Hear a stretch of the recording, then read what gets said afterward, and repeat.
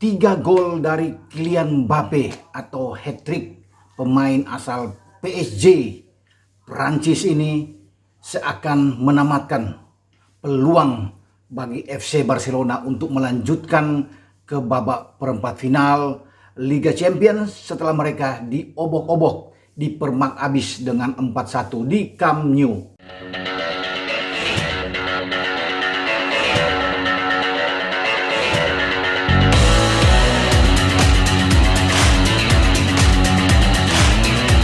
Hola, bertemu kembali dalam obrolan sepak bola dengan saya Bung Ropan. Dan seperti Anda sudah saksikan, Selasa waktu Spanyol dan Rabu dini hari di Indonesia, bagaimana babak leg pertama 16 besar atau perdelapan final Liga Champions sudah dimainkan di Camp Nou. Barcelona yang diunggulkan oleh semua pengamat, bahkan pasar taruhan dimanapun di Eropa sampai Asia, bahwa pasukan Ronald Koeman ini akan menelan PSG, tidak kesampaian, tidak terwujud. Bahkan mereka dipermalukan oleh PSG dengan skor yang sungguh telak 1-4. Ini kekalahan pertama Barcelona di kandang jika melihat head to head mereka dengan PSG di Liga Champions yang sudah berlangsung sekitar 11 kali, tidak terhitung ketika Barcelona tentunya menang di 96-97 di Cup Winners' Cup atas PSG di babak final dengan 1-0. Saya menghitung bagaimana pertarungan mereka di Liga Champions dan Barcelona tidak pernah kalah, ya. Kemudian akhirnya mereka untuk pertama kali kalah di kandang.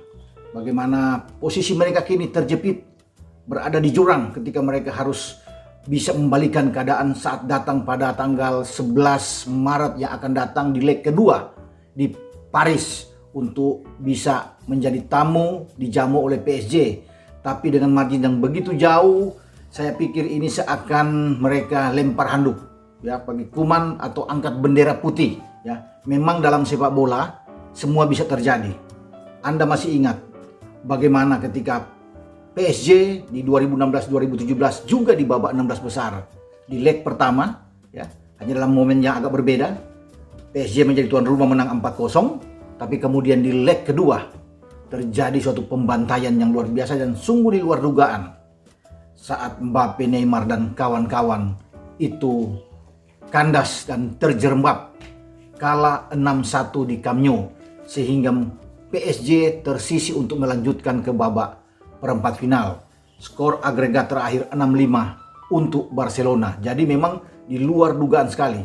Nah, apakah itu akan diulangi lagi oleh Lionel Messi dan kawan-kawan saat mereka menuju ke Paris pada 11 Maret yang akan datang?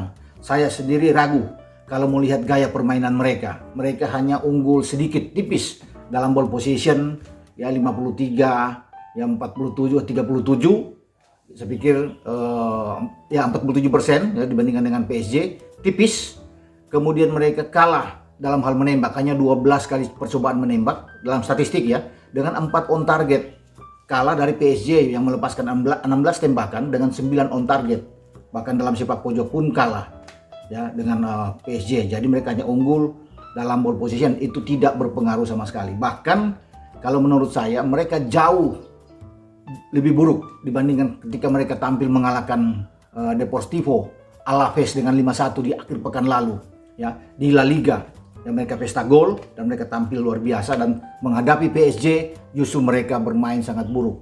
Saya agak terkejut melihat bagaimana penampilan dari pasukan Koeman ini. Kenapa? Karena PSG datang tuh dengan tidak dalam posisi lengkap, ya. Full team, Neymar tidak bermain, Angel Di Maria tidak bermain. Jadi ini sebenarnya suatu keuntungan ketika Barca menjamu PSG dan mereka akan bermain di leg pertama ini di kandang. Ini harus dimanfaatkan, tetapi mereka tidak mampu melakukan itu. Justru bahkan PSG yang setelah tertinggal dengan 1 gol lewat penalti Messi membalikan keadaan di babak kedua, ya. Bagaimana dengan menambah 3 gol? Saya katakan tadi dengan Mbappe membuat hat-trick. Pemain berusia 22 tahun ini pantas dinobatkan sebagai man of the match. Jadi kalau saya melihat mereka kalah segala-galanya. Barca kalah segala-galanya di semua lini menghadapi dengan PSG. Bahkan penampilan Messi saya memberikan nilai raport 6 saja buat Messi. Tidak banyak berbuat ya. Griezmann juga, Dembele juga tidak. Satu sisi yang saya lihat bahwa Francisco Trincao tidak dimainkan dari awal. Saya pikir mungkin ini adalah satu kesalahan dari Ronald Koeman. Pemain ini lagi bagus-bagusnya.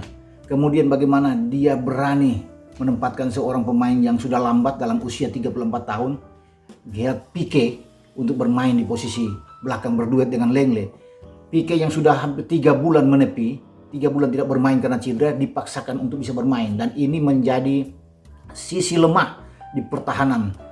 Selain Des Serginho yang juga bermain di posisi kanan ya, ini agak berat buat mereka. Tidak mampu menahan kecepatan dengan skill yang luar biasa dari seorang Mbappe, juga dari Moise Kean yang bermain sangat cepat ya.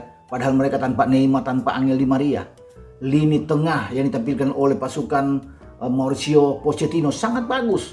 Idris Gueye, ya, Paredes bermain, Verratti yang baru tampilkan dari cedera, tapi Verratti tampil sangat baik sekali untuk bisa mengontrol lini tengah. Saya tidak melihat sama sekali di tengah Busquets bermain sangat bagus ya di sana. Mungkin De Jong juga bermain tidak Pedri juga bermain agak di bawah semua. Jadi rata-rata pemain-pemain Barca itu menurut saya agak buruk dalam rapor saya. Tidak ada yang bisa mendapat nilai 7 dalam pandangan saya. Semua rata-rata 5, 4 bahkan juga dengan 4 poin ya, 4 rapor nilai 4 bagi saya buat mereka. Jadi ini sangat berat kalau kita bisa melihat. Mereka sulit untuk bisa berkembang di kandang sendiri. Jadi kalau mereka ingin membalas dengan mencetak 3 gol atau 4 gol, bahkan harus punya 4 gol tanpa balas ketika datang ke Paris, ini suatu pekerjaan yang sangat berat. Memang bisa saja terjadi karena MU pernah melakukan demikian juga terhadap PSG ketika kalah dengan telak bermain di Old Trafford. Kemudian MU bisa membalas dengan kemenangan ya, telak 3-1 saat itu di PSG, karena PSG menyingkirkan PSG. Tapi kalau dalam posisi 4-1 saat ini, Pochettino sudah bisa lega ya. Tetap mereka akan mengontrol pertandingan, dan mereka ini, kondisi mereka ini sudah jauh lebih bagus karena mereka akan menjamu dengan posisi margin di atas 3 gol. Dan bagaimana kalau saya lihat, Pochettino ini adalah pelatih yang selalu memang unggul ketika berhadapan dengan Ronald Koeman ya. 7 pertemuan terakhir ketika mereka masih di Liga Premier, ketika Koeman 4 kali bersama dengan Soton dan 3 kali bersama dengan Everton, kemudian Poche itu menangani Spurs, itu Koeman hanya 1 kali menang. Poche menang 4 kali, sisanya berakhir imbang. Jadi memang dalam head to head Poche di atas. Walaupun kalau berhadapan dengan Barcelona, Pochettino ini dalam 11 pertandingan terakhir bahkan itu hanya 1 kali menang melawan Barcelona, menelan 6 kali kekalahan dia sebagai pelatih ya, Pochettino, ketika di Spurs, dan sisanya berakhir imbang. Jadi memang kalau dalam head to head dengan Barcelona agak lemah, tapi kalau dengan Koeman, Pochettino itu sangat bagus ya, selalu unggul, dan dia bermain dengan formasi skema 4-2-3-1 yang jauh untuk bisa meredam keganasan bagaimana Koeman bisa bermain dengan 4-3-3, dan memang jauh lebih bagus.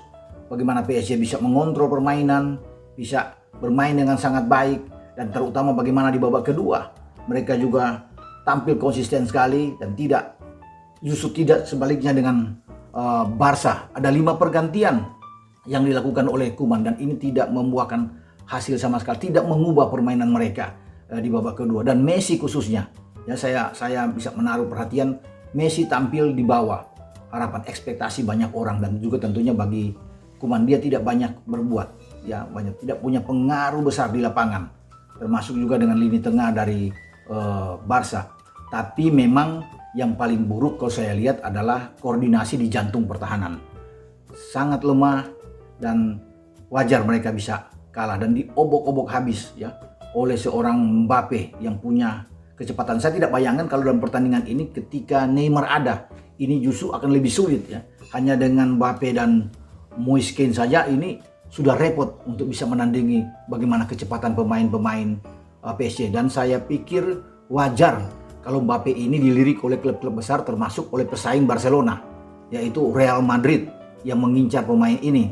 Tapi memang hanya dalam soal fulus, soal uang yang harus dipikirkan, karena pasti Mbappe sangat tinggi ketika harus dilepas oleh PSG, dan kita tidak tahu apakah PSG akan bisa melepas Mbappe ke Madrid karena memang sangat besar nilai transfer atau kontrak seorang Mbappe ya, yang juga diincar oleh The Reds Liverpool. Jadi ada dua klub yang mengincar dia, Madrid dan Liverpool. Tapi kita kembali ke pertandingan kemarin di Liga Champions, saya boleh mengatakan bahwa 90% kans Barcelona nyaris tertutup ketika mereka kalah dengan 4-1. Tidak ada lagi mungkin keajaiban yang mereka bisa lakukan seperti pada musim 2016-2017 saat mereka kalah di Paris dengan 4-0. Kemudian mereka bisa membalikan kandang karena mereka bermain di kandang dengan 6-1. Tapi sekarang berbalik, situasinya berbeda. Mereka harus bertandang ke Paris dengan kondisi kalah 4-1. Ini tidak akan mungkin, ya.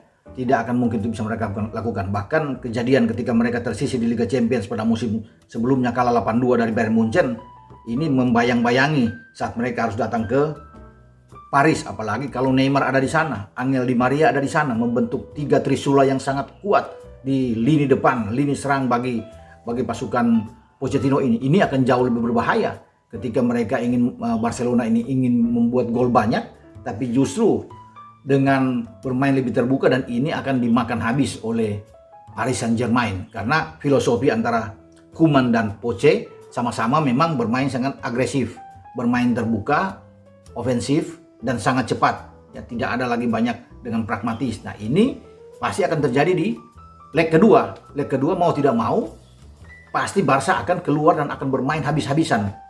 Ini yang ditunggu oleh PSG kalau mereka melakukan demikian, dengan ada Neymar mungkin dan ada Angel Di Maria, termasuk dengan Mbappe ada di sana dan Moise Kean yang ditampilkan. Ini akan menjadi bencana saya pikir bagi Barca. Jadi saya mengatakan di sini bahwa sudah waktunya mereka angkat bendera putih ketika mereka harus takluk di kandang untuk pertama kalinya menghadapi PSG.